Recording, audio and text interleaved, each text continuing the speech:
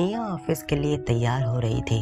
माधवी वैसे तो drawing room में पेपर पढ़ रही थी, पर उनका पूरा ध्यान अपनी बहू निया की ओर ही था।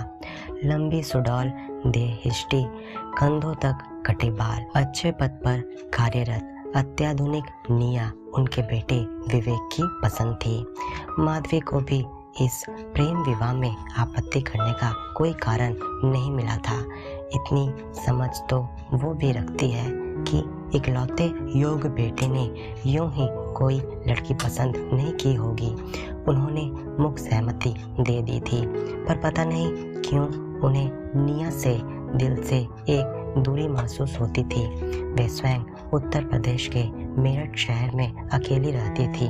पति श्याम सालों पहले साथ छोड़ गए थे। विवेक की नौकरी मुंबई में थी।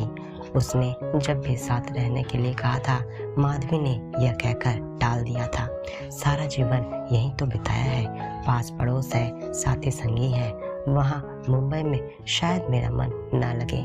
तुम दोनों तो ऑफिस में रहोगे दिन भर, अभी ऐसे ही चलने दो, जरूरत हुई तो तुम्हारे पास ही आऊंगी, और कौन है मेरा। साल के एक आध बार वे मुंबई आ जाती है, पर यहाँ उनका मन सचमुच नहीं लगता। दोनों दिन भर ऑफिस रहते, घर पर भी लैपटॉप या फोन पर व्यस्त दिखते। साथ बैठकर बातें करने का समय दोनों के पास अक्सर नहीं होता। ऊपर से निया का मायका भी मुंबई में ही था। कभी वो मायके चली जाती तो उन्हें घर और भी खाली लगता। नया साल आने वाला था। इस बार वे मुंबई आई हुई थी। निया ने भी फोन पर कहा था, यहाँ आना ही आपके लिए ठीक रहेगा, मेरठ की ठंड से भी आप बच जाएंगी। निया से उनके संबंध कटु तो बिल्कुल भी नहीं थे, पर निया उनसे बहुत कम बात करती थी। माधवी को लगता था कि शायद विवेक उन्हें जबरदस्ती मुंबई बुला लेता है, और निया को शायद उनका आना पसंद ना हो। निया की सोच बहुत आधुनिक थी।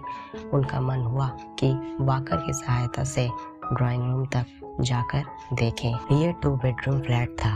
वे बड़ी हिम्मत से वाकर के सहारे अपने रूम से बाहर निकली तो उन्हें बच्चों के रूम से निया का तेज स्वर सुनाई दिया।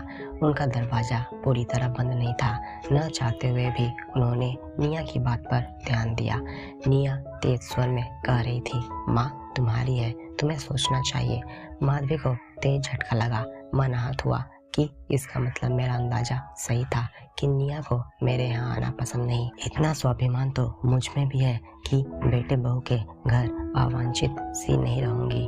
फिर फैसला कर लिया कि जल्दी ही वापस चली जाएगी, अकेली रह लेंगी, पर यहाँ नहीं आएंगी। इसलिए निया इतनी गंभीर रहती है। उनकी आंखों से मजबूरी और अपमान से आंसू बहने लगे। चुपचाप अपने रूम में आकर लेट गई।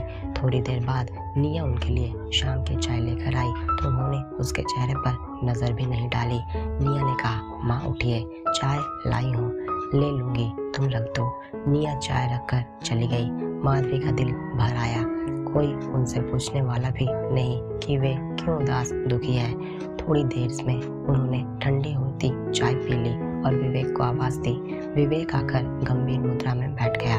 उन्हें बेटे पर बड़ा तरस आया। सोचा, रिश्ते हैं बेटे माँ और पत्नी के बीच, बेटा भी क्या करे, नहीं तो बेटे की गृहस्थी में तनाव का कारण नहीं बनेगी। सोच समझकर माधवी बोली, विवेक प्लास्टर करते ही मेरा टिकट करवा देना।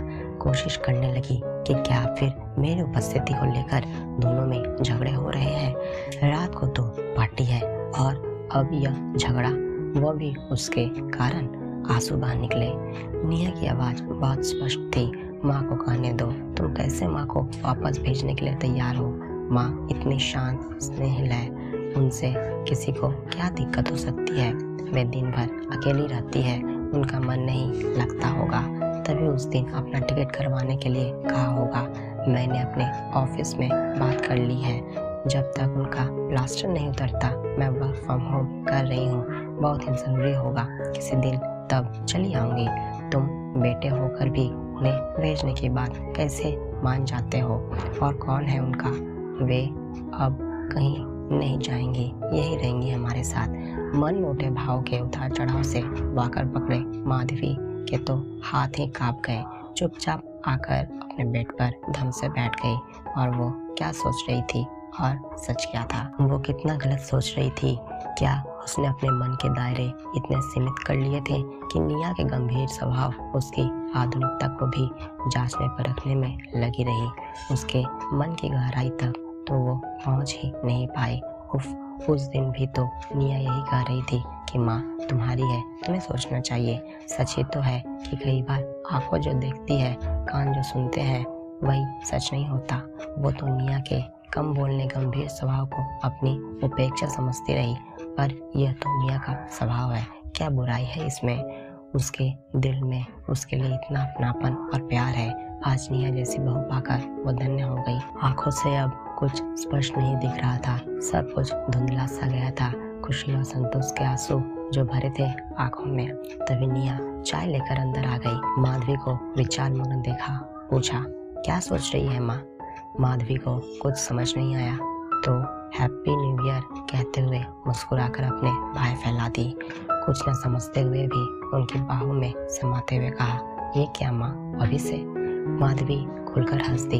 हाँ, अचानक अपने दिल में अभी से नववर्ष का उल्लास है, उत्साह अनुभव कर रही हूँ। नए साल का स्वागत नए उमंग से करने के लिए माधवी अब पूरी तरह से तैयार थी। निया के सिर पर अपना स्नेह भरा हाथ फेरा तो मुस्कुराते हुए चाय का आनंद लेने लगी। तो दोस्तों, क्या आपको ये कहानी अच्छी लगी है तो इस वीडियो को लाइक और चैनल को सब्सक्राइब करना बिल्कुल ना भूलें।